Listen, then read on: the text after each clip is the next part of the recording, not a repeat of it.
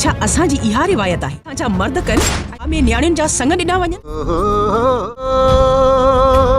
पंहिंजी भेण लाइ इहो सोचियो त उनजे दिलि में बि उनजा ख्वाब ऐं अरमान हूंदा, चाहियो हूंदो पर जे अरमाननि जो गलो घुटे उनखे दुश्मन जे दर ते ज़बरदस्ती लहण जा ख्वाब ॾिसे थो। अस्सलाम वालेकुम दोस्तों, ड्रामा सीरियल दुलाब ड्रामे में आज़म मेंगल जो नालो त मंसूर खान आहे ऐं उन्ही ड्रामे में यासिन बोज़दार भी आहे ऐं काफ़ी ॿिया अदाकार आहिनि, जिथे इरफान शेख भी आहे। इरफान शेख जो नालो सोढल ॾिनो वियो आहे। जी हाँ दोस्तों, जीअं तकरार ड्रामे में उनजो नालो मीर हुयो, हिते उनजो नालो सोढल आहे।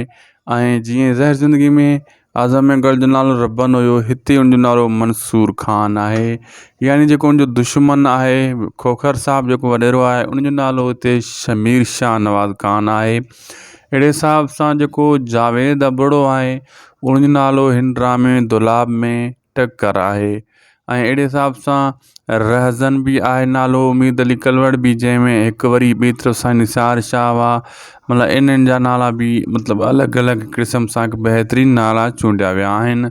बहितरीनु ड्रामो आहे दोस्तों दुलाब, लेकिन थोरी कहाणी पुराणी आहे ऐं लेकिन सफ़ा मतिलबु थोरो नवाण हिन में करे ना ड्रामो त अञा बहितर भी आहे। बहरहाल हिन टाइम व्यूज़ माण्हू इहो ड्रामो खणंदो, उहो हिकिड़ी वजह आहे। छा कहिड़ी वजह आहे जंहिं वजह खां हिन ड्रामो व्यूज़ खणंदो दोस्तों? उहा वजह इहा ई आहे, हिन में अदाकार वॾा वॾा आहिनि, सभई पुराणा अदाकार आहिनि ऐं जेको हिन में खून ख़राबो घणो ॾेखारियो वियो आहे।